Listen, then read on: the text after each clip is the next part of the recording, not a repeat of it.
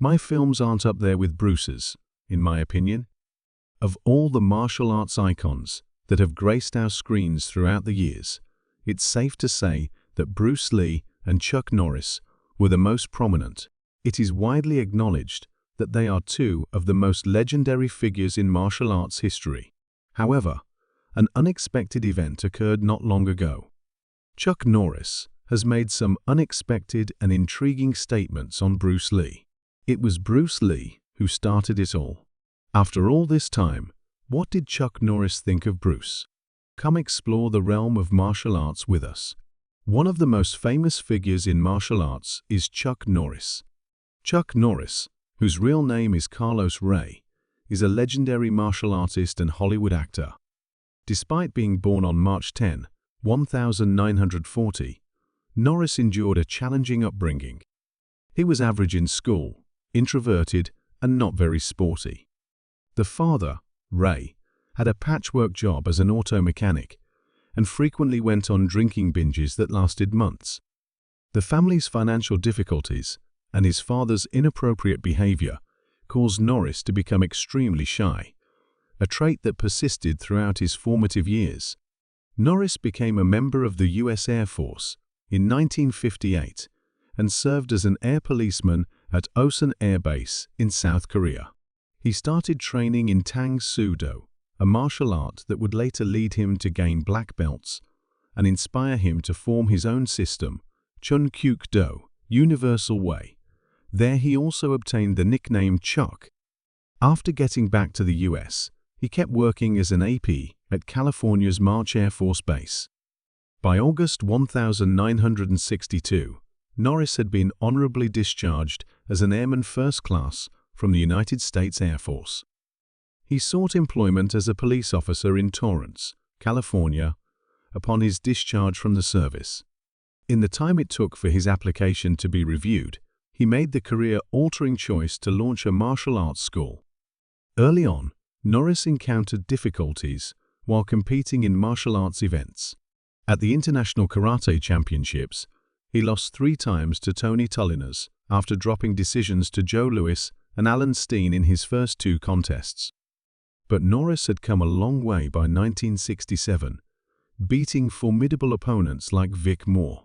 He defeated 7 opponents in the 1967 Tournament of Karate, culminating in a final fight against Skipper Mullins and won on June 3 of that year. He went on to win S.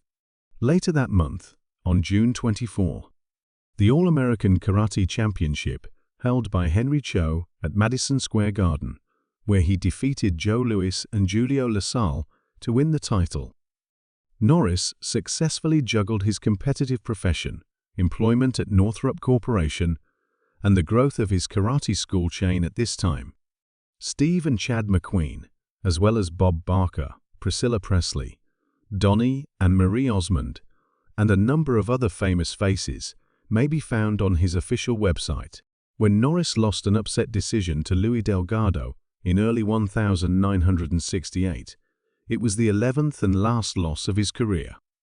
But he got even with that defeat on November 24, 1968, and went on to win the title of professional middleweight karate champion, which he maintained for 6 years in a row. For 15 years, I was a teacher. Indeed, I was the world champion from 1968 and 1974. Holy cow! At the Karate Tournament of Champions of North America, a round-robin event on April 1, he successfully defended his All-American Karate Championship. His last event, before retiring unbeaten, was that year's All-American Karate Championship, which he won a record 2 times. When did Bruce Lee first meet Chuck Norris? Norris met the man who would transform his life, Bruce Lee, during a competition. Lee was busy becoming famous at the time, thanks to the TV show The Green Hornet. In addition to their training and professional relationship, Norris and Lee eventually became close friends. Following their encounter, Lee departed for Hong Kong to pursue his career in film. Nonetheless, the legendary figure never forgot his American companion. In 1972, he contacted him to propose a film collaboration. He also extended an offer to cast Norris as his adversary in the legendary film The Way of the Dragon. The man who changed martial arts forever and changed the world, but who was Bruce Lee, really? Bruce Lee, who is he? It is indisputable that Bruce Lee was a pioneer in mixed martial arts, MMA, and met many MMA practitioners during his acting career. Before his tragic death, he was a part of numerous groundbreaking films, and his impact is felt even now.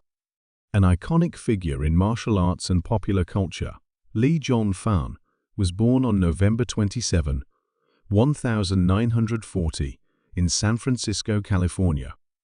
Even though he passed away at a young age of 32 on July 20, 1973, his beliefs and accomplishments have left a lasting impression that millions of people throughout the world find inspiring. When Bruce Lee's family moved to Hong Kong in 1941, that was the beginning of his adventure.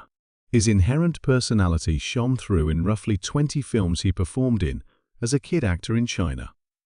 In addition to his acting career, he built his martial arts abilities through dancing training and the Wing Chun type of Kung Fu. Leaving for the United States, Lee arrived in 1959. He started teaching martial arts while attending the University of Washington. He eventually developed what he termed Jeet Kune Do, or the way of the intercepting fist, by fusing conventional methods with his personal ideology. Lee made his big media debut in the United States, playing the role of Kato, the Green Hornet's acrobatic sidekick.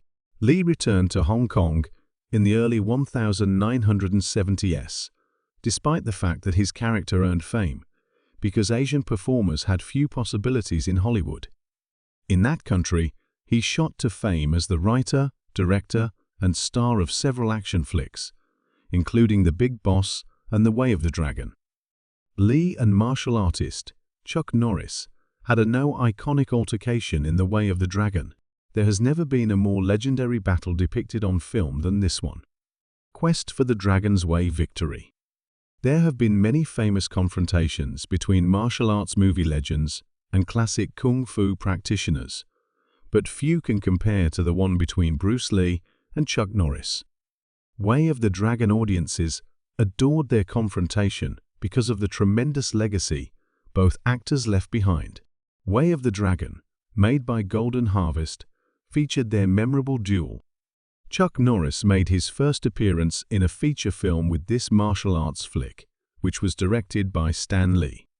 Norris was given second billing, which is a testament to the importance of his character, even though he barely spoke a word and appeared in the very end of the film. Colt, played by Chuck Norris, is a hired gun who faces off against Bruce Lee in a high-stakes bout set in Rome's Colosseum. Their roughly 10-minute brawl, which includes multiple instances of actual physical contact, is generally considered to be among the most dramatic and expertly staged combat scenes in the history of martial arts cinema. Bruce Lee's character came out on top in the end, even though Norris portrayed the bad guy. The nature of Chuck Norris's friendship with Bruce Lee was a common interview topic. They became fast friends after meeting in a karate event in 1968. Lee and Norris spent close to 2 years honing their skills and fitness in Norris' backyard. Even though they never really fought, Norris claims that they sparred occasionally during training. Regardless, the Walker, Texas Ranger star has been circumspect about discussing the details of these meetings, claiming that the intensity of their debates never amounted to a physical altercation. While filming Way of the Dragon, Norris added that neither martial artist wanted to get into a brawl with the other. But legend has it that Chuck Norris and Bruce Lee engaged in a clandestine full-contact bout in some hallway at one point. But according to what Norris said, it probably never occurred. Nevertheless, the rumors just won't stop. Inspiring by their Way of the Dragon fight scene and the amazing fighting abilities displayed by both actors. If Bruce Lee and Chuck Norris got into a fistfight, who would come out on top? Two of the most iconic figures in martial arts history are Bruce Lee and Chuck Norris. Lee and Norris had enormous effects on the MMA scene and encouraged a lot of people to follow their dreams of becoming martial artists. Because of their shared impact, it's likely that people may draw parallels between the two symbols, particularly because they had previously exercised together. Many are now curious about the outcome of a fight between Bruce Lee and Chuck Norris during their peak years. Which one would have won, and why? They were both born in 1940 and had promising careers up until Lee's untimely death in 1973. Making exciting martial arts more accessible was Bruce Lee's first legacy. He was an inspiration to many because he dared to master more than one martial art form, which allowed others to break free from convention and try new things.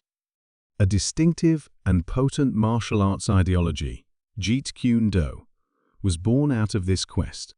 Lee was one of the most agile and versatile fighters of his time because he trained not just his muscles, but also his brain and reflexes.